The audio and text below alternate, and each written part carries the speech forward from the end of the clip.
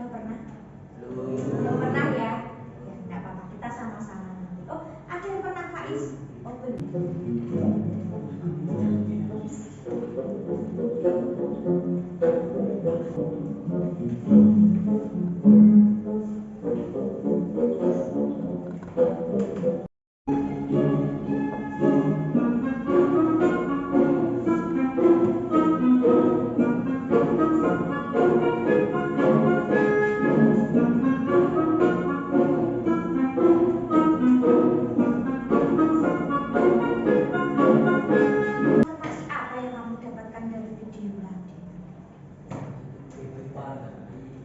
Ya, gimana? Boleh lagi?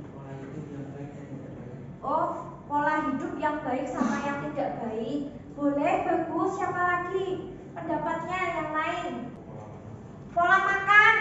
Pola makannya gimana? Oh, ada yang teratur? Ada yang tidak teratur. Lagi, informasi apa lagi? Party. Oke. Ada yang milih party, ada yang milih kerjain dulu, baru party. Oke. Itu kaitannya dengan apa kalau begitu? Yang satu ini, yang satu ini. Mau ini apa yang ini?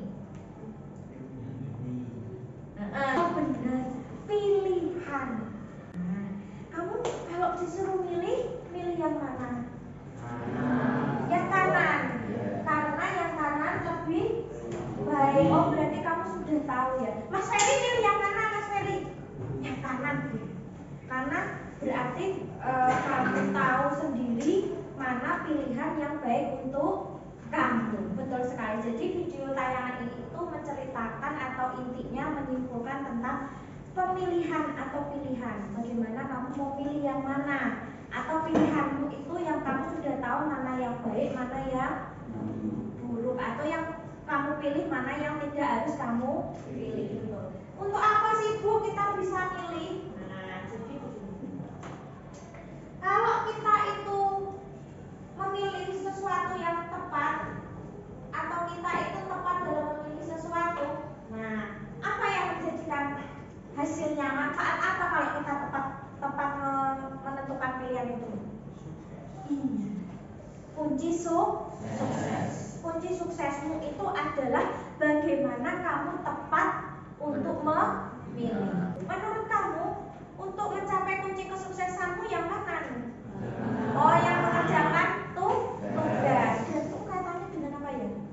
Tanggung jawab.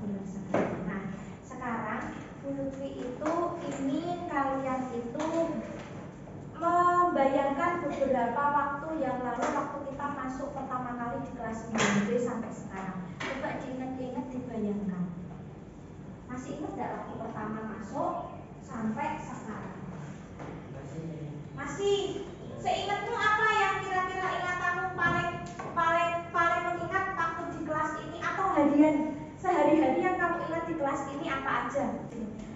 Dia ingatnya belajar, terus pas istirahat bareng, pas foto-foto bareng, makan bareng, kerja kelompok, tidur bareng, pernah ya? Pernah berantem enggak? Pernah ada yang berantem, pernah ada yang diusili? Nah, ingat enggak itu? Ingat. Oke, apa lagi? Pernah apa? Ready apa? Oh, berubah tuh ready. Oh, pernah ready. Ready. Oh, ready. Cowok.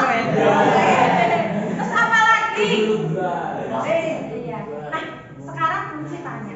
Menurutmu, coba dibayangkan mulai dari kita kelas 9 kemarin sampai sekarang. Apakah kamu sudah sangat nyaman setiap harinya di kelas? Jujur loh. Sangat? Oh ya? Setiap hari? Setiap waktu? Tenang nih. Pernah nggak lihat temennya gemes? Ih, kamu kok gitu? Apalagi kalau kadang bapak ibu guru yang mengingatkan. Apalagi Bu Lutfi kadang masuk.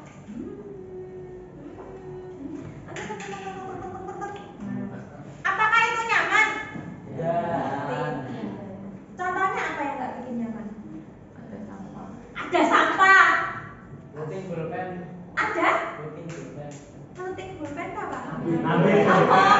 Minjem pulpen nggak kembaliin. Nah, katanya nyaman. Nyaman nggak itu? Nah, apa lagi? Husni, oh berisik. Kaos kaki mambu. Kaos kaki bau, ya Allah, nggak apa-apa. Kan belum tahu. Allah. Sembarangan aja. Gimana ini? Supaya menjadikan belajar kita nyaman, kelas kita juga nyaman, sekolah kita juga nyaman ini. Sekolah bersih. Caranya gimana? Ada cara nggak biar bikin nyaman? Oh, harus disiplin, tanggung jawab. Oh, sudah muncul ini. Berarti jujur. Lah yang melakukan disiplin itu siapa? Yang melakukan tanggung jawab itu siapa? Oh, semuanya. Dengan begitu yakin nyaman? Yakin nyaman? Yakin. Oke, nah hari ini Alpino dan Mas Faiz dan Mas Husni yang sudah tidak sabar memegang HP, ya.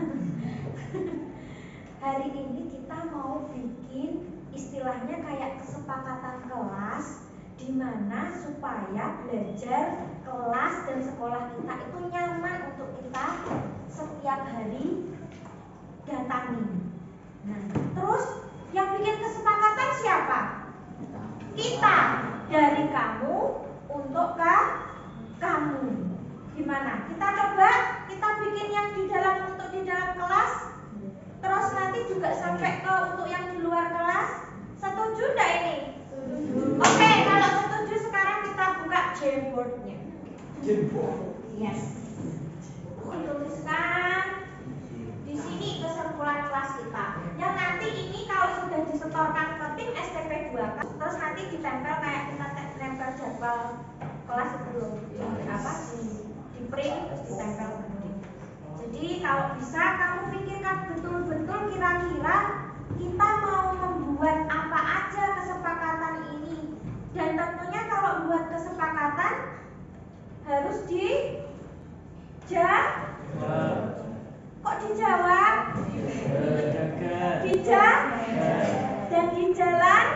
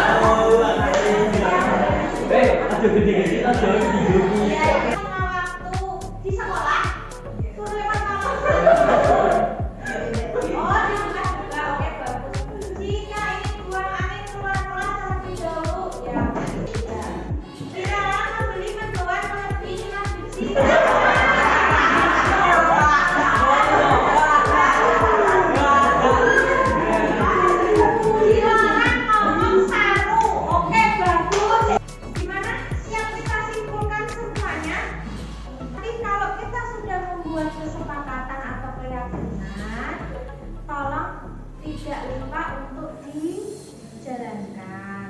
Misalkan kita terlupa, kita boleh saling mengingatkan tetapi dengan kalimat dan cara yang baik.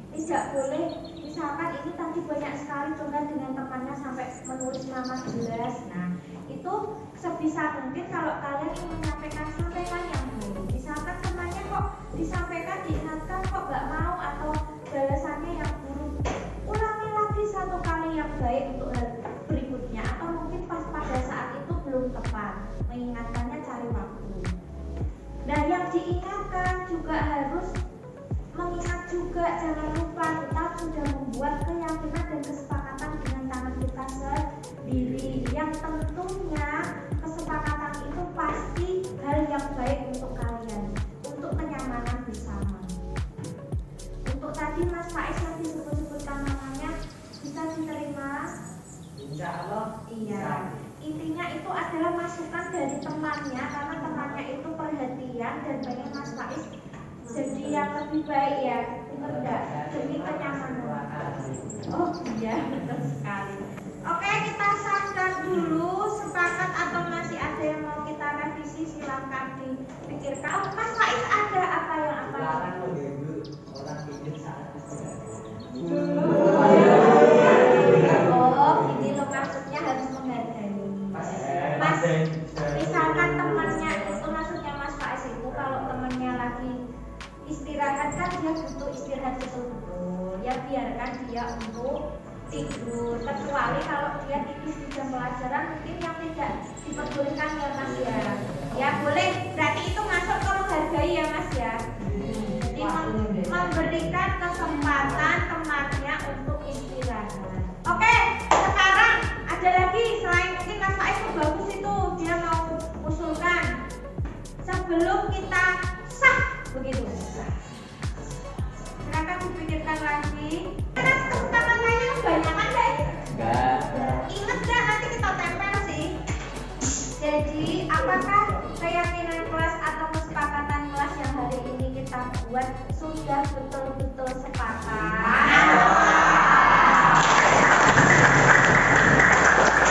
Berarti mulai hari ini sah meskipun belum ditempel, nanti dibantu oleh STP 2K membuat plakat atau prasastinya sebelum ditempel, tapi karena hari ini sudah sepakat, maka hari ini mulai detik ini sudah harus kita jalankan.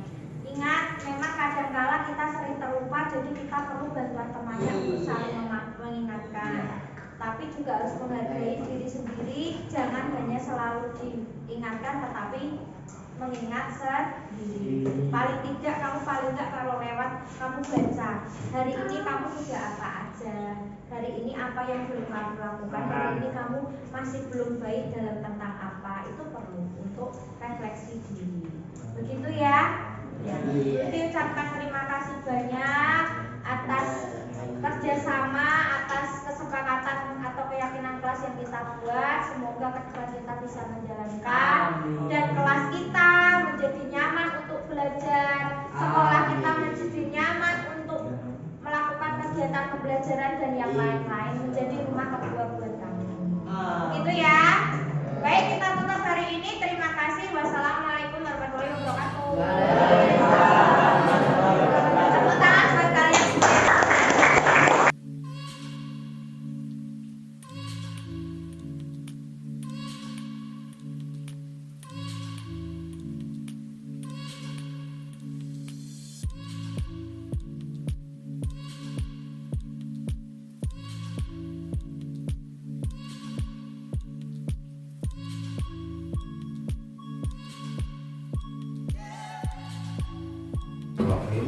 dalam rangka mendesiminasikan dari teman kita tahun guru penggerak, yaitu Lutfia Adinentias SPD.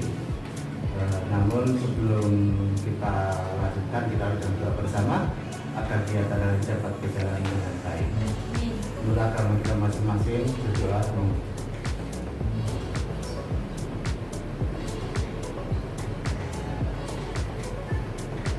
Terima kasih.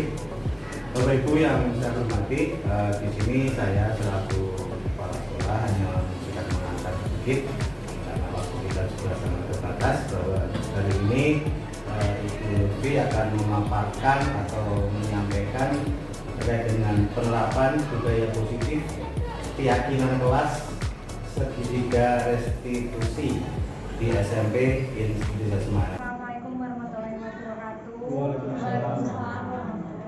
Sebelumnya saya mengucapkan banyak terima kasih karena kehadiran Bapak Ibu sekerso meluangkan waktu untuk hadir, di mana kemarin saya mengajukan kepada Pak Nadi dan Pak Ari untuk menerapkan budaya positif menjadi program sekolah kita melalui keyakinan kelas dan juga segitiga restitusi. Sebelumnya sampun pernah mendengar keyakinan kelas atau segitiga restitusi nggih? Kalau kita buka di PMM itu pasti ada.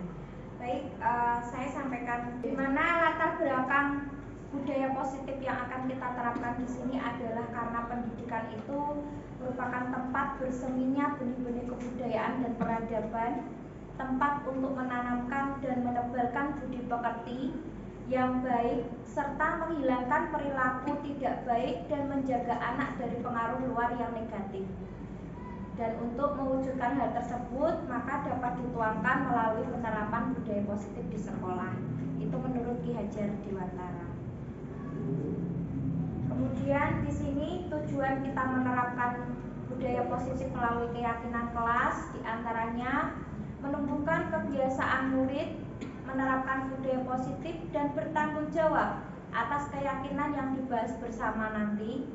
Kemudian menumbuhkan murid-murid yang menerapkan disiplin positif dengan motivasi internal dan juga menciptakan suasana pembelajaran yang menyenangkan. Nah, jika kita melihat selama kita menjadi guru, terkadang itu kita miskonsepsi atau masih belum memahami bahwa terkadang kita itu membentuk suatu ilusi. Di antaranya kalau menurut Dr. William Glasser itu meluruskan beberapa miskonsepsi tentang makna kontrol yang kita berikan ke anak. Contohnya seperti kita itu punya ilusi bahwa guru itu yang bisa mengontrol murid. Pada dasarnya itu sebetulnya kadang murid itu harus menunggu kita atur dulu atau kita kontrol dulu untuk sampai mengikuti apa yang seharusnya dilakukan. Nah, itu terkadang membawa anak-anak yang kita tidak sadari itu mereka itu menjadi kebutuhan dasar yang harus dikontrol dulu. Tetapi dari dalam dirinya itu tidak ada kemauan atau tidak ada motivasi internal atau intrinsik untuk melakukan hal itu. Jadi seperti ketergantungan terhadap kita. Kemudian ilusi yang terkadang tidak sadar kita bentuk itu bahwa semua penguatan positif, efektif dan bermanfaat di mana kita melakukannya dengan bujukan, rayuan.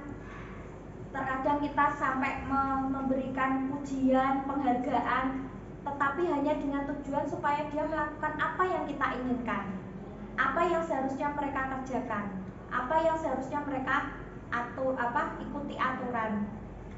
Padahal terkadang hal tersebut itu kita tidak tahu bahwa sebenarnya mereka itu tidak menginginkan hanya sekedar dibujuk atau hanya sekedar penghargaan, karena mereka tidak melakukan juga dari motivasi internal.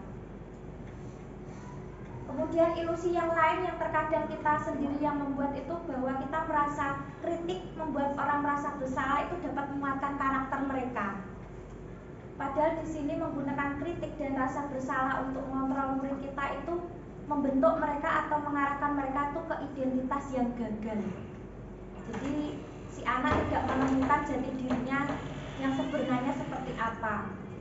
Mereka mengembangkan dialog diri yang negatif dan terkadang itu kita jadi sulit mengidentifikasi sebetulnya saat ini perilaku dia yang sebenarnya itu yang seperti apa. Benar nggak yang saat ini dia bilang misalkan ya bu, siap bu. Nah seperti itu sampai kita kadang tidak mengetahui kebenarannya.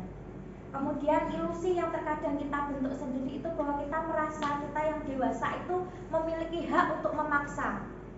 Terkadang kita wis kowe manut to, bulut iki wis paling ngerti, wis luwih lahir dhisik. Nah, seperti itu terkadang yang membawa anak-anak kita itu merasa bahwa kita yang punya tanggung jawab kepada mereka tanpa kita menerima bagaimana mereka punya keinginan atau menyampaikan apa yang ingin dilakukan. sekarang Bapak Ibu, sedangkan kalau sesuatu orang, maksudnya seseorang atau murid kita itu melakukan perilaku, itu sebetulnya ada 3 motivasi yang dilakukan oleh anak atau kita. Yang pertama, terkadang orang melakukan sesuatu itu karena menghindari ketidaknyamanan atau hukuman. Dan yang kedua, terkadang orang melakukan sesuatu itu hanya untuk mendapatkan imbalan atau penghargaan dari orang lain. Dan yang ketiga, mereka melakukan sesuatu itu karena ingin menjadi orang yang mereka inginkan dan menghargai diri sendiri dengan nilai-nilai yang mereka percaya.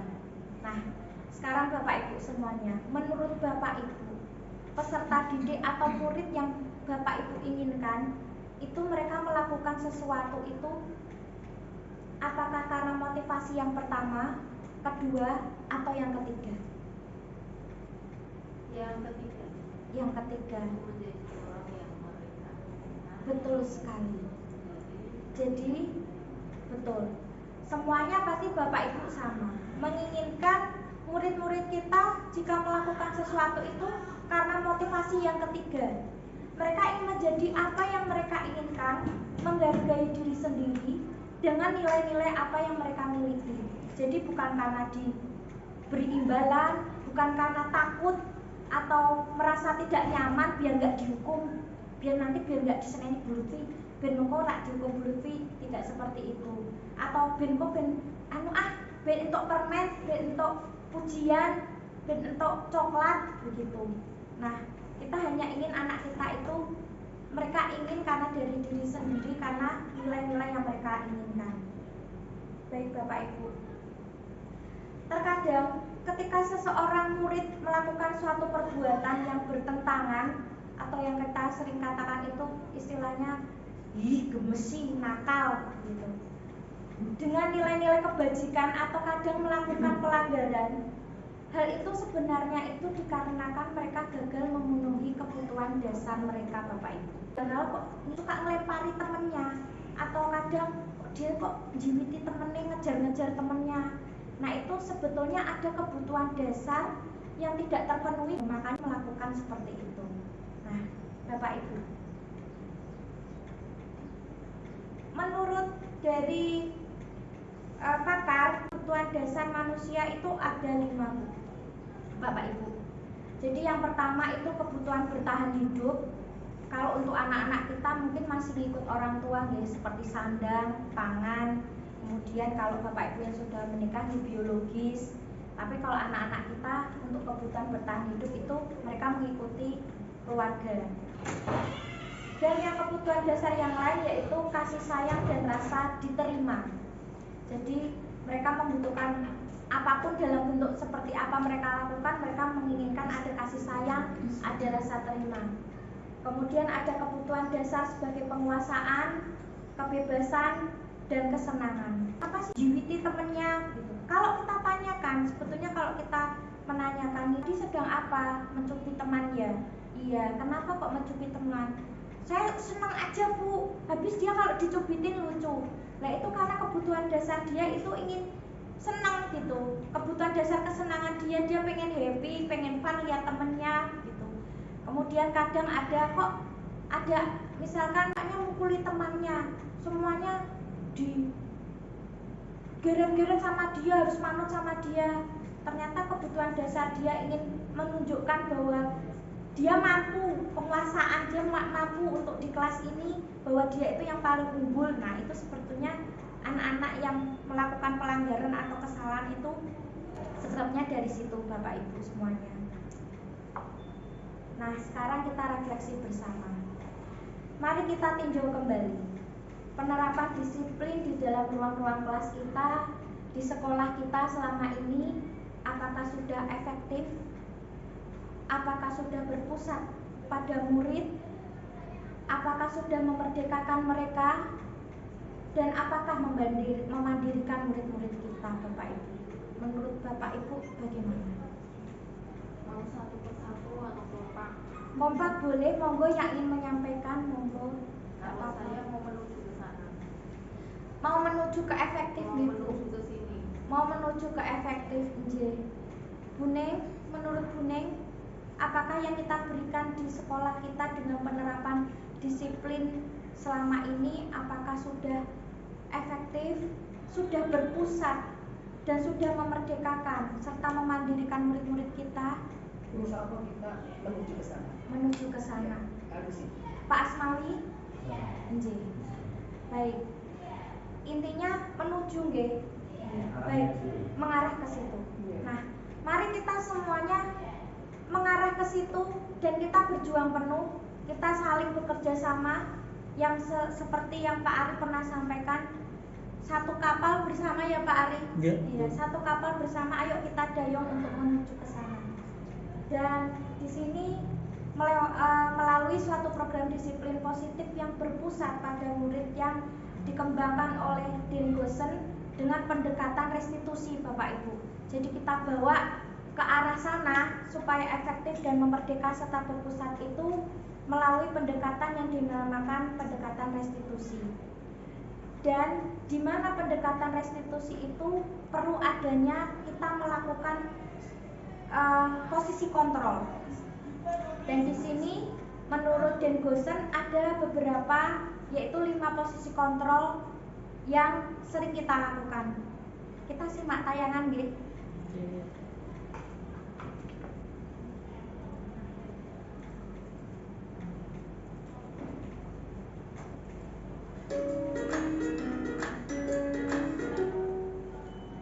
Salam bahagia Ibu dan Bapak guru hebat. Dalam penerapan disiplin positif restitusi, salah satu program yang dikembangkan adalah 5 posisi kontrol. 5 posisi kontrol dalam restitusi adalah proses perjalanan seorang pendidik agar dapat mengenali dirinya. Pada video kali ini, kita akan membahas tentang 5 posisi kontrol yang dikembangkan oleh Dian Gosen dan contoh penerapannya.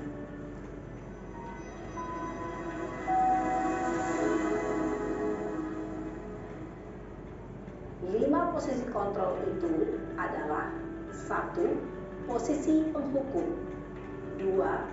Posisi pembuat merasa bersalah, 3. Posisi teman, 4. Posisi pemantau atau monitor, dan 5. Posisi manajer. Untuk lebih memahami kelima posisi tersebut, mari kita saksikan kasus Naren yang terlambat hadir 20 menit di sekolah dan melihat bagaimana kelima posisi kontrol dalam menghadapi masalah tersebut.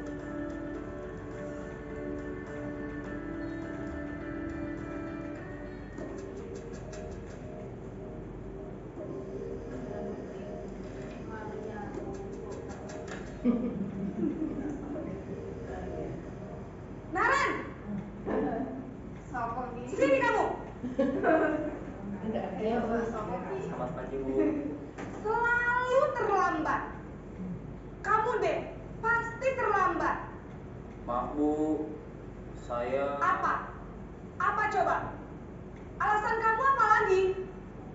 Kapan sih kamu tidak terlambat? Malas sekali ya kamu jadi anak. Saya Dasar pemalas. Gak kapok-kapok sih kamu. Sudah berapa kali terlambat? Sana, kamu keliling lapangan basket 2 kali. kenapa saya harus ke lapangan basket Bu? Kenapa? Kamu melawan ibu? Berani-beraninya jawab. Sudah terlambat, masih berani jawab pula. Sekarang, keliling lapangan basket 5 kali sekalian. Biar kapok. Cepat. Pergi sana ke lapangan basket. Posisi penghukum biasanya berbicara dengan nada tinggi, menghardik, menunjuk-nunjuk, menyakiti, dan menyindir. Hukuman bisa berupa fisik maupun psikis. Ibu dan Bapak guru hebat, dampak yang terjadi pada murid ketika guru berada pada posisi penghukum adalah murid cenderung akan memberontak, bahkan menyimpan dendam.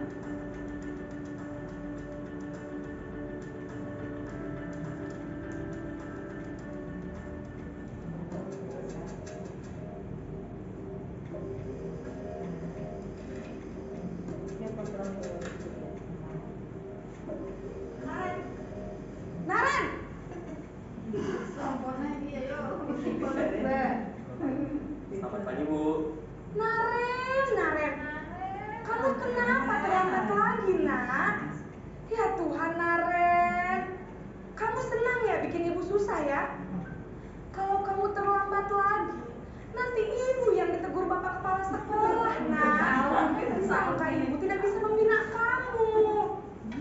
Duh, gimana ini? Maaf Bu. Duh, Gusti Naren. Kamu suka ya kalau ibu ditegur bapak kepala sekolah? Terus, sekarang ibu harus tulis apa ini di buku absen? Ini kamu sudah sering terlambat loh. Ibu harus apa coba? Maaf Bu. Maaf sekali. Ya sudah, lain kali jangan bikin ibu susah lagi ya nak ya. Ibu tidak akan kuat lagi kalau kamu begini terus. Bisa jantungan kalau ibu ditegur bapak kepala sekolah. Sana cepat ke kelas. Posisi Maaf ya Bu. salah. Maaf sekali. Posisi pembuat rasa bersalah berbicara dengan nada tenang, cenderung lembut. Namun kata-kata yang diutarakan membuat murid merasa menjadi orang yang gagal. Memandang buruk dirinya sendiri, merasa tidak berharga, dan tidak sanggup membahagiakan orang lain. Ketika guru mengambil posisi pembuat rasa bersalah, murid akan menganggap dirinya yang bersalah dan ia akan menyimpan emosi negatif tersebut di dalam dirinya.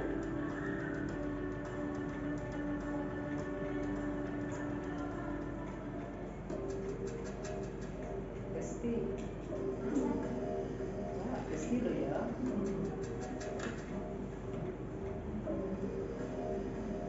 Naren!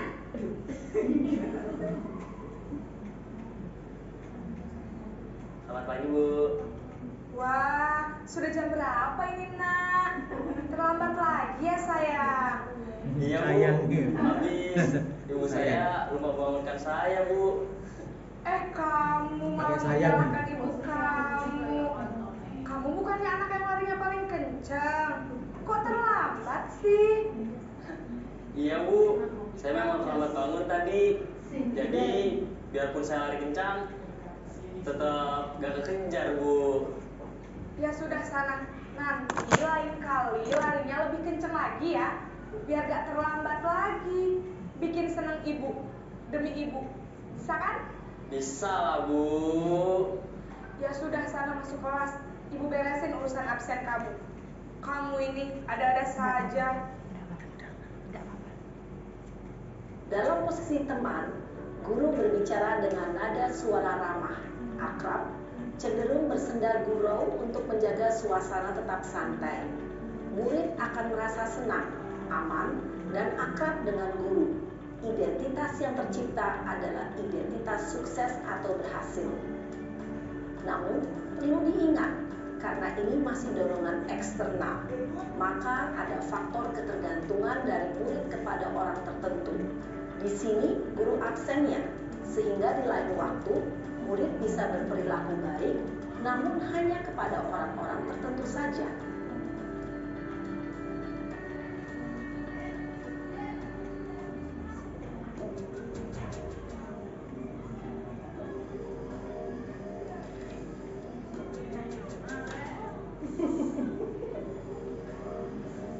Naren!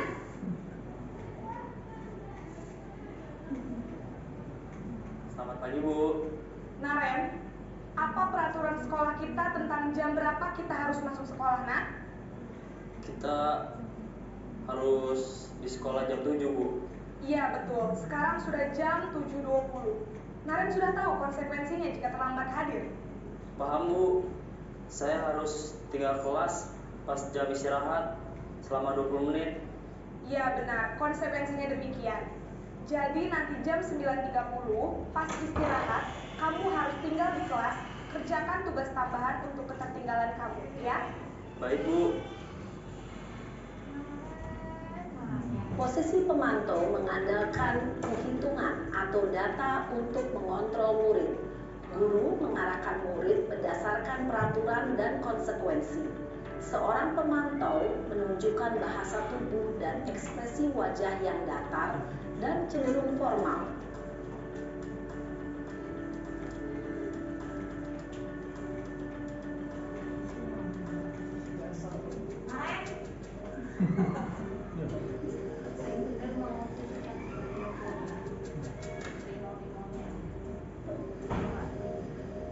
Naren!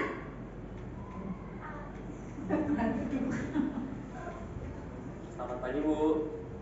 Selamat pagi, Naren. Maaf, Bu. Saya terlambat. Iya, sekolah masuknya jam 7, sekarang sudah jam 7.20. Jadi sekarang bagaimana ini, Naren? Maaf, Bu. Saya lupa setel alarm saya semalam. Baiklah, menurut kamu, keyakinan sekolah yang mana yang perlu kamu tingkatkan? Menghargai diri sendiri dan orang lain mungkin ya, Bu. Setuju. Jadi, apakah Naren meyakini prinsip saling menghormati tersebut? Iya, Bu. Saya meyakininya. Apakah Naren bersedia memperbaiki masalah keterlambatan ini? Bersedia, Bu. Bagaimana kamu akan memperbaiki masalah keterlambatan ini? Saya akan coba untuk tidak lupa menyetel alarm saya, Bu. Baik, kalau Naren lupa menyetel alarm di rumah, ada orang yang kira-kira bisa bantu mengingatkan tidak? Ada, Bu.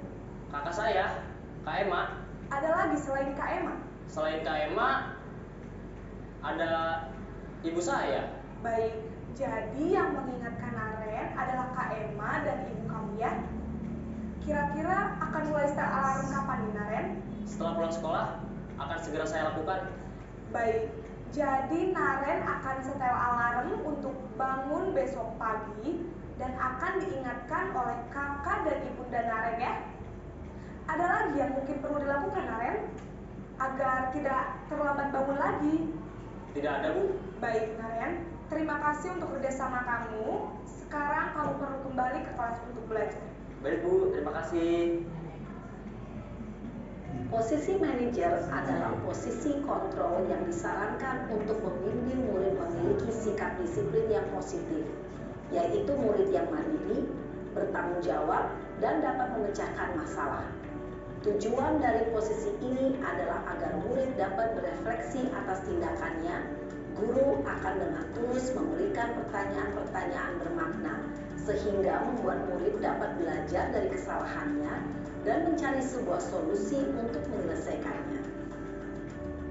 Nah, geli sendiri ya Bapak Ibu ya.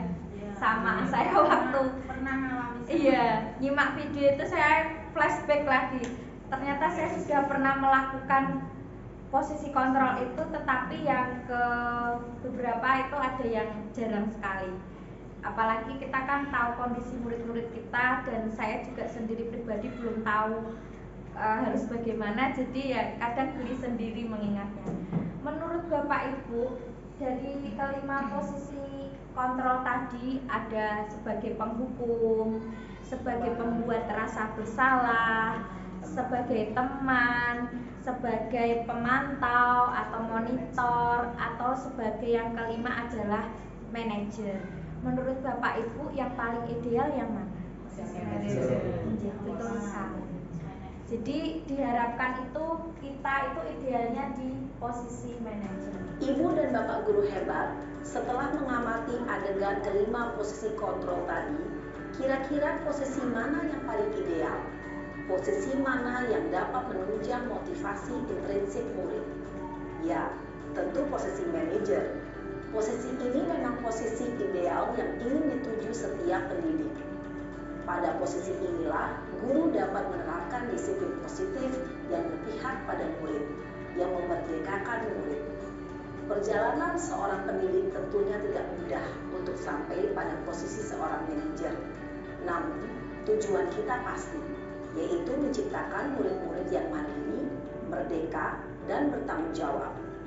Semoga penggambaran 5 posisi kontrol yang telah diperlihatkan ini dapat menjadi ajang refleksi bagi kita semua, agar dapat terus mengasah dan menerapkan disiplin positif yang memerdekakan murid. Mari terus berlatih dan bersemangat. Selamat menerapkan. Salam dan bahagia, Ibu dan Bapak guru hebat. Jadi begini Bapak Ibu, memang kalau dibayangkan itu kan sepertinya hanya teori saja. Belum tahu aja dia anak-anak kita seperti apa. Kadangkala pasti ada pemikiran seperti itu. Segala hal itu yang mau kita lakukan atau perubahan yang mau kita kerjakan itu memang butuh perlu kemauan dulu yang pertama. Jadi saya mencoba sendiri Bapak Ibu. Bagaimana intinya kita sudah tahu bahwa kondisi anak-anak kita seperti apa. Kemudian saya mencoba untuk menerapkan di posisi yang manajer itu. Dan saya percaya dulu bahwa memang tidak akan instan atau tidak akan mudah, tidak akan cepat hasilnya. Tapi satu hal yang saya lakukan di sini adalah yang pertama, saya menurunkan ego saya. Saya turunkan betul-betul ego saya dalam menghadapi anak-anak. Terima kasih Bu Yuli jempolnya. Jadi saya tidak mungkin hanya memberikan teori saja pada Bapak Ibu semua kalau saya tidak praktek.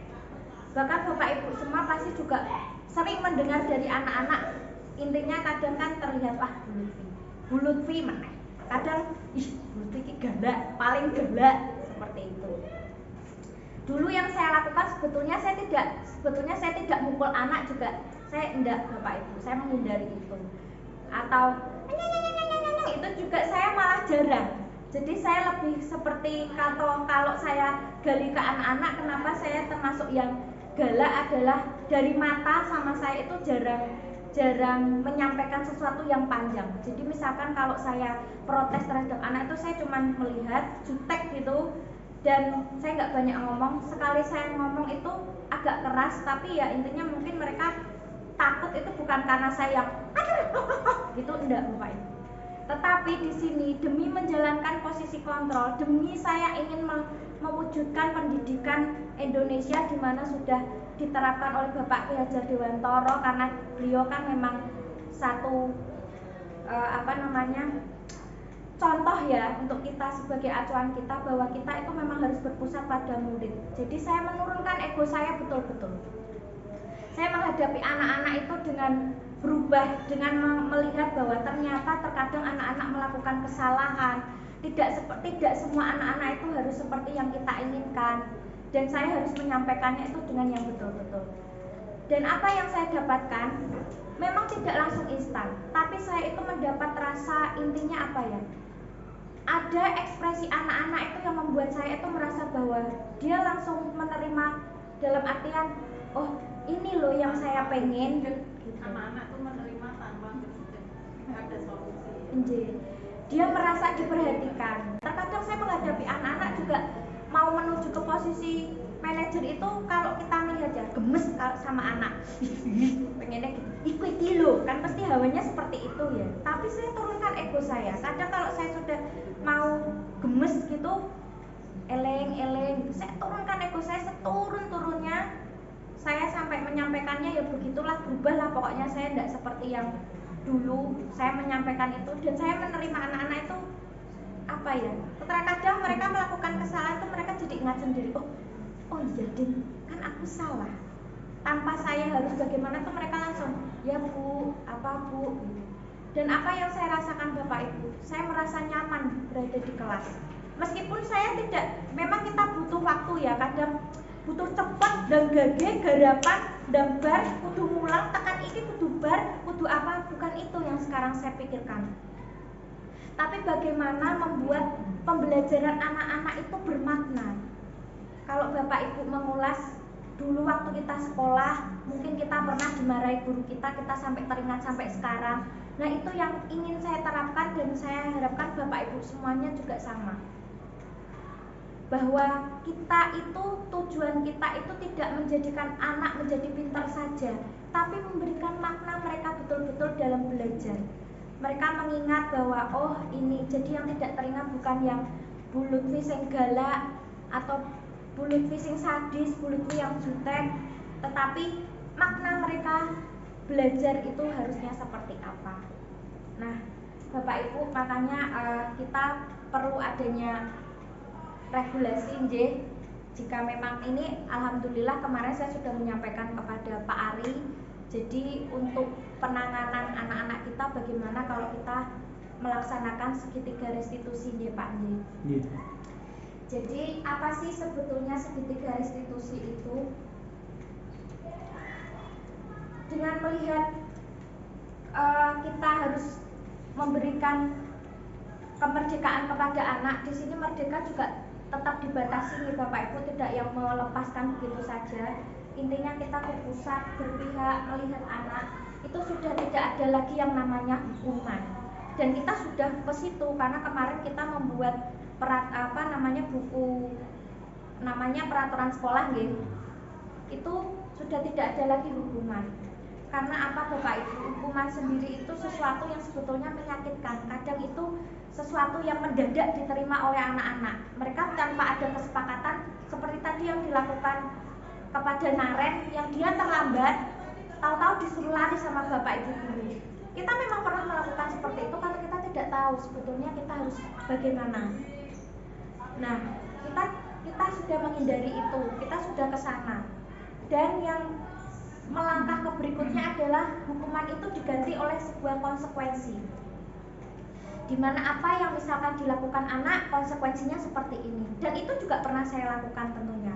Contoh seperti memang anak-anak kita itu pakai sepatunya nggak warna hitam, berarti konsekuensinya harus dicopot misalkan. Sebetulnya itu juga masih belum bisa diterima oleh anak-anak kita karena mereka masih belum ada kesepakatan sebelumnya, dan itu membuat anak-anak merasa dia ada ketidaknyamanan, kemudian dia merasa bahwa itu tidak akan bertahan lama. Jadi intinya hanya sesuk aku nganggo sepatu ireng ben sepatuku ora dicopot, bukan karena aku kudu nganggo sepatu ireng karena memang aturannya sepatu ireng. Tidak begitu. Mereka hanya ingin menghindari hukuman saja atau menghindari ketidaknyamanan.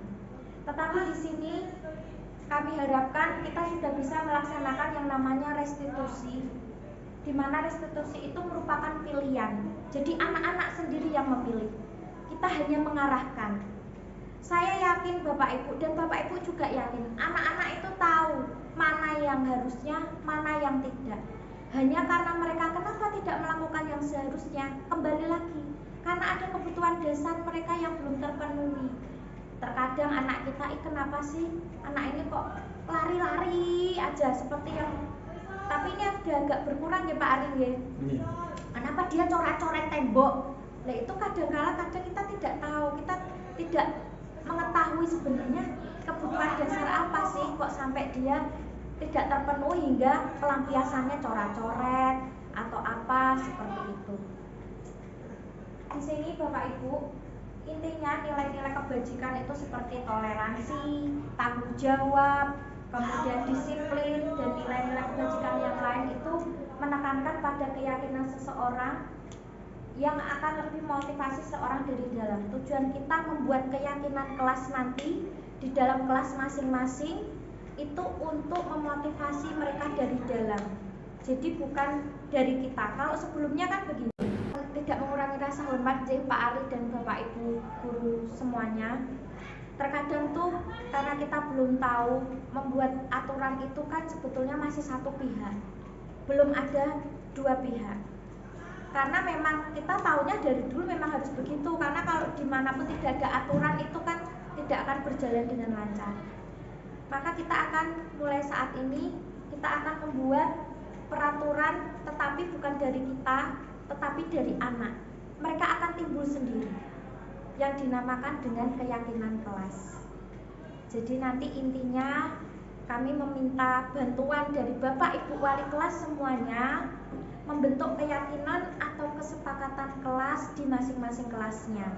Seperti apa nanti saya tunjukkan. Saya nanti akan demonstrasi di sini biar Bapak Ibu juga mudah. Untuk bahannya juga nanti kami siapkan. Kemarin kami dari tim STP 2K sudah mengolah semuanya. Di sini intinya tadi segitiga restitusi. Jadi si Dari Bosen itu sudah merancang suatu tahapan untuk memudahkan kita dan orang tua tentunya juga di rumah melakukan proses dan menyiapkan anaknya untuk melakukan restitusi. Restitusi itu suatu proses dialog yang dijalankan oleh guru atau orang tua agar dapat menghasilkan muridnya yang mandiri dan bertanggung jawab.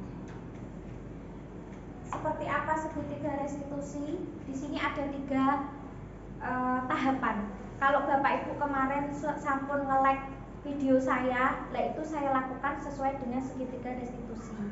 Dimana pertama yang kita lakukan adalah menstabilkan identitas anak dulu.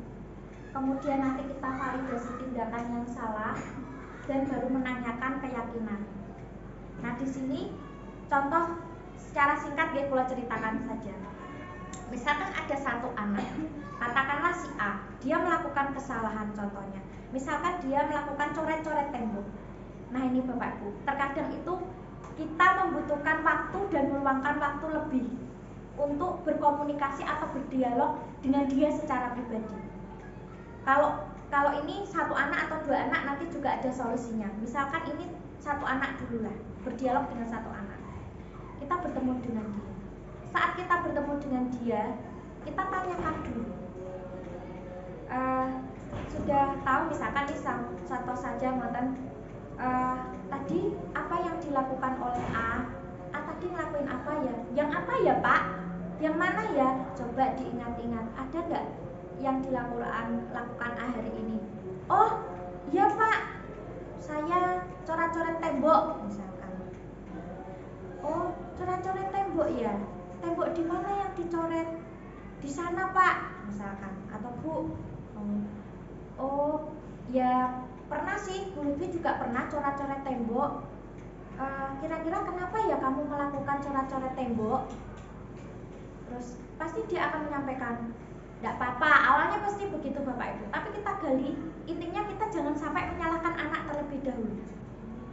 Kita gali terus anak-anak itu sampai dia menemukan sebetulnya kesalahan dia apa tanpa kita dorong. Kalau misalkan kita memulainya dengan contoh, misalnya kita mulainya, oh nakal we, ngerti rak, we mau coret-coret tembok toh, misalkan seperti itu. Nah itu membuat identitas gagal untuk anak. Dia udah merasa, wah saya salah.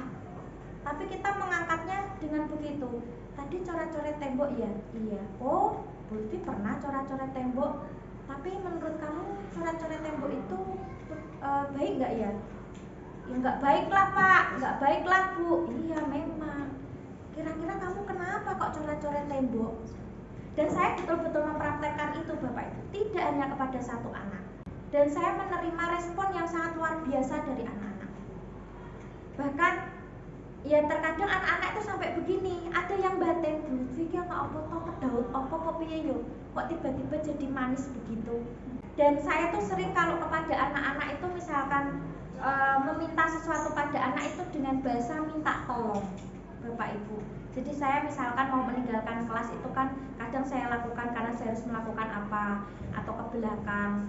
Nak, Bu Lutfi minta izin sebentar ke belakang boleh? Ya Bu, minta tolong boleh ya. Nanti kalau misalkan Bu Lutfi keluar minta tolong jangan ribut ya.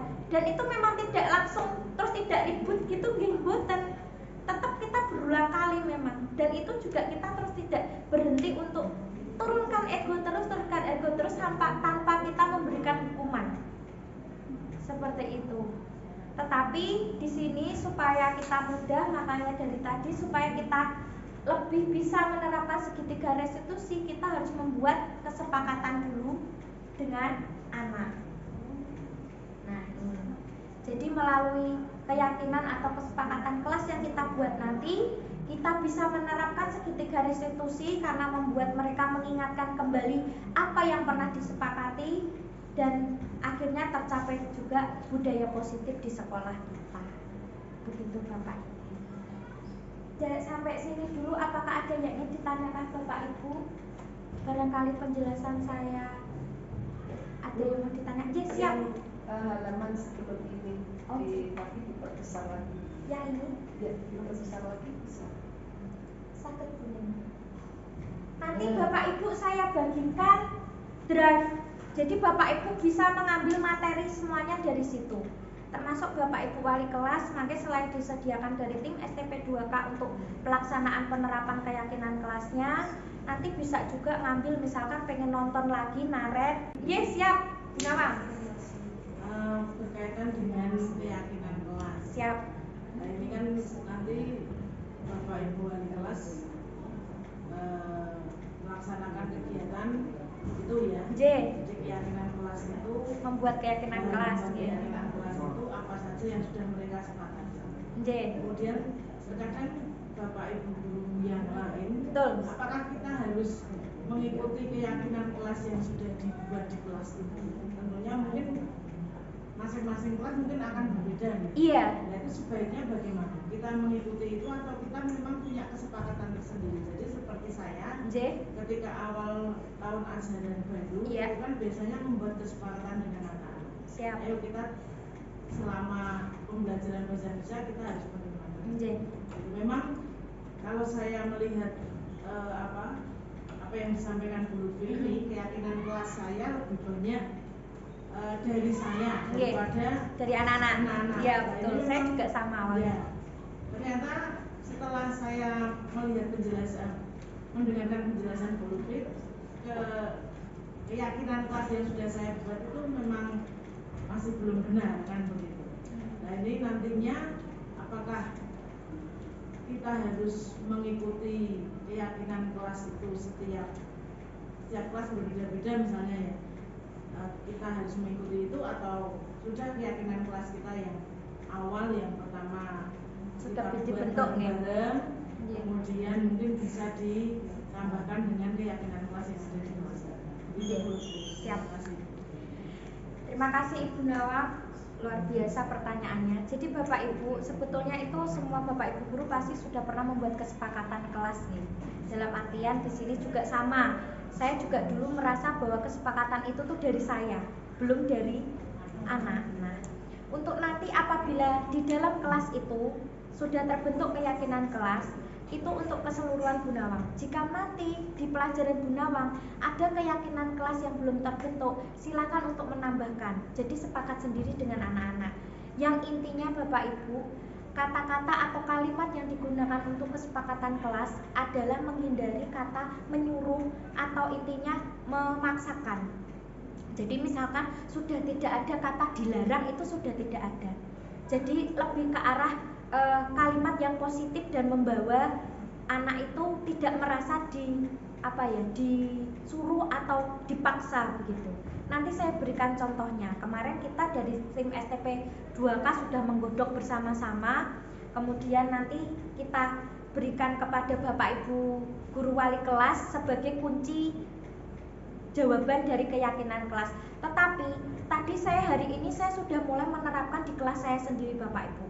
Dan memang hasilnya itu tidak jauh dari apa yang saya dan teman-teman itu bentuk atau kita kemarin diskusikan. Jadi misalkan seperti ini. Ini nanti mau sebentar. Jadi di sini nanti setiap Bapak Ibu guru selain saya berikan PPT atau tayangan, nanti Bapak Ibu guru wali kelas kami bekali dengan kertas orek-orekan. Jadi ini orek-orekan keyakinan kelas jika sudah terbentuk. Kemudian nanti kalau sudah terbentuk, orek-orekan itu diserahkan kepada tim STP 2K.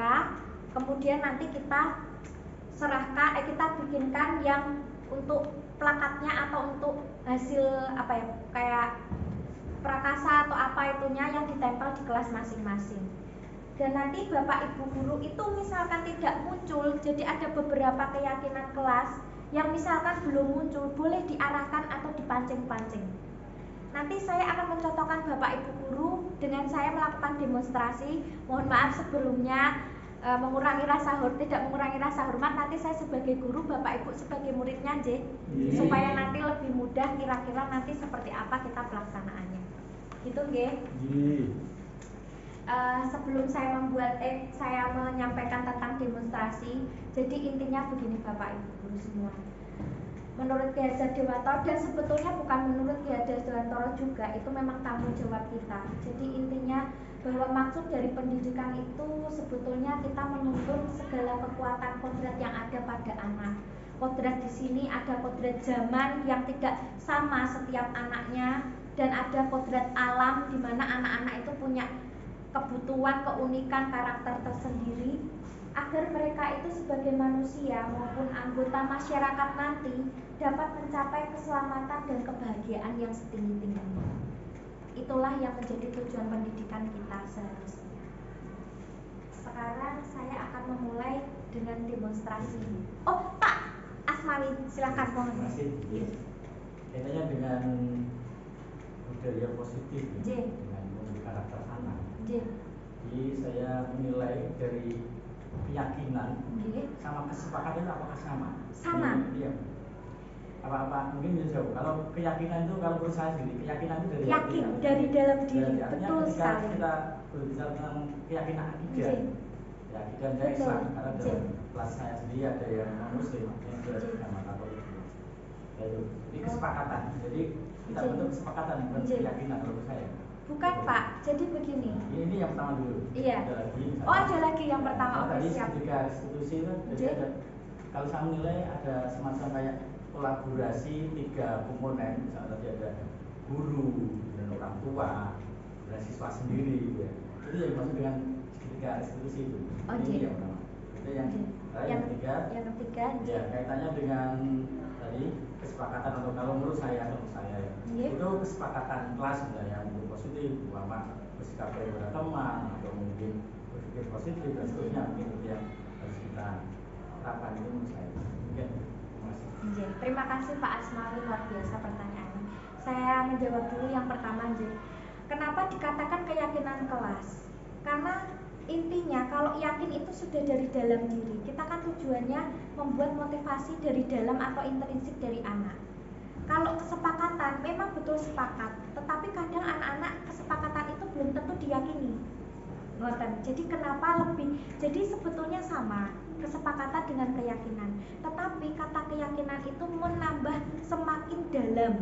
Dalam artian anak yakin bahwa apa yang disampaikan itu mereka mampu melakukan.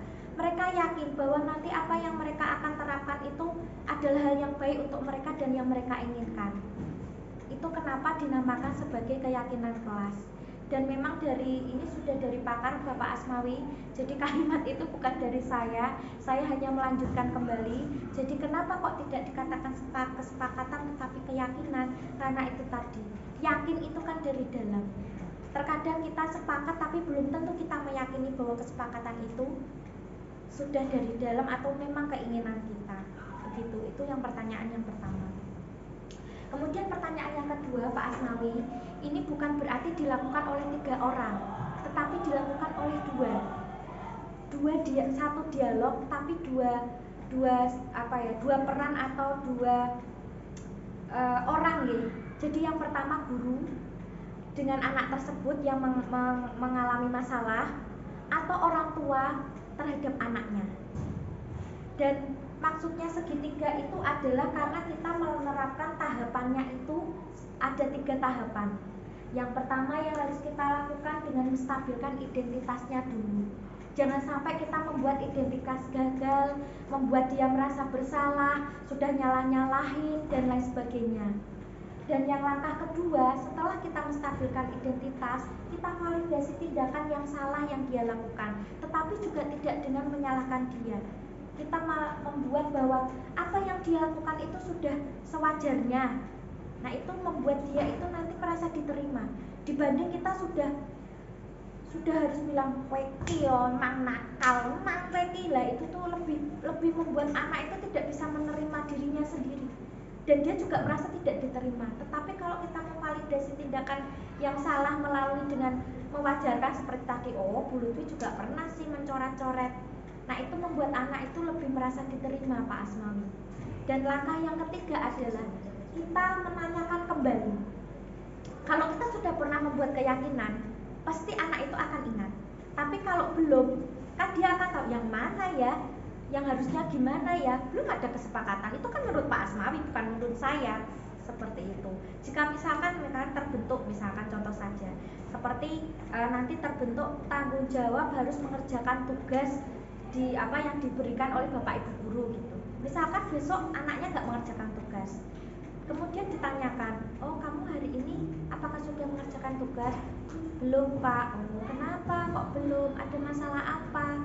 Pak Asmawi yo pernah sih nggak ngerjain tugas, atau yo kamu nggak ngerjain tugas mungkin karena ini ya seperti itu.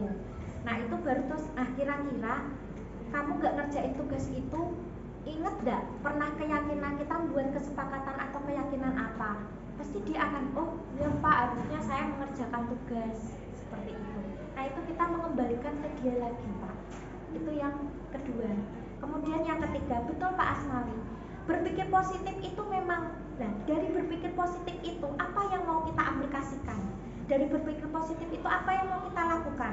Apakah kita akan melakukan tanggung jawab, disiplin, tepat waktu, kemudian menghargai, atau mungkin dengan tadi ibadah? Nah itu memang berawal dari berpikir positif seperti itu. Karena untuk menjalankan disiplin dan budaya positif tidak mungkin dari berpikir negatif. Kita pasti akan berpikir positif. Sama seperti anak. Kepada anak itu kita memang sepertinya kita punya pikiran negatif itu pasti, karena kita nggak mungkin serta-merta menerima oh yos sampai mesti nggak mungkin itu enggak, tapi kita sembunyikan rasa itu. Terkadang kita itu lebih terima dulu anaknya, nanti anaknya akan menyampaikan sendiri saya salahnya apa, itu dia akan menyadari. Nah dari situ Pak Asnawi. Sampun cukup atau masih ada pertanyaan? Kita lanjutkan demonstrasi nggih.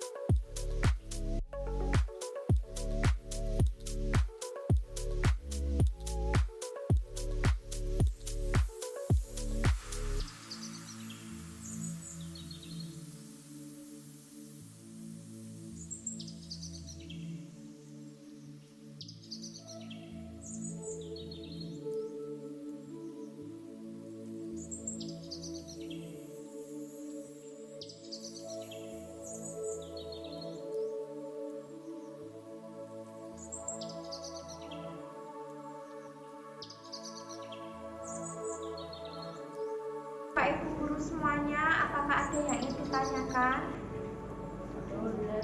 Sampun J, terutama Bapak Ibu wali kelas, sampun J. Baik, terima kasih Bapak Ibu semuanya. Sekian dari kami. Di sini saya hanya ingin menyampaikan apa yang saya dapatkan tadi yang disampaikan Pak Nadi, kemudian saya ajukan juga program ini kepada Pak Ari. Semoga bisa membantu dan bisa kita laksanakan, karena intinya tujuan kita sama, yaitu memerdekakan anak sesuai dengan kodratnya sehingga dia dapat mendapatkan keselamatan dan kebahagiaan sesuai dengan apa yang kita gitu ya. Terima kasih semuanya Bapak Ibu, kita masih harus semangat untuk menjalankan semuanya, dan di sini tidak hanya Bapak Ibu wali kelas, Bapak Ibu guru semuanya juga ikut mendorong, karena kalau tidak ada kerjasama antara kita tidak akan tercapai tujuan kita. Baik, terima kasih. Wassalamualaikum warahmatullahi wabarakatuh. Waalaikumsalam warahmatullahi wabarakatuh. Pak L, kasih pertanyaan.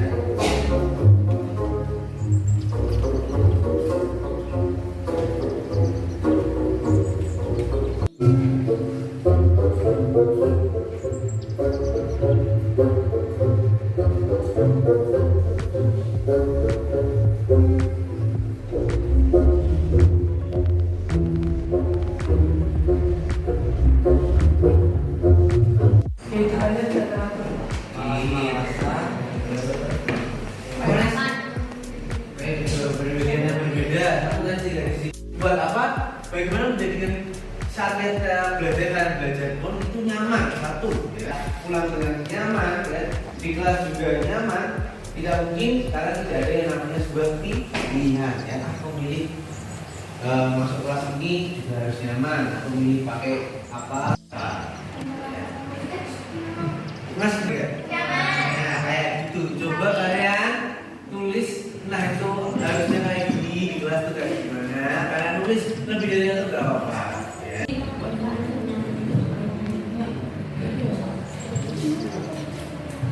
Akan disalin sekretarisnya satu, angka lagi atau Sabrina ada 5 opsi di sini, keyakinan kelas ada 5 yang mewakili. Yang pertama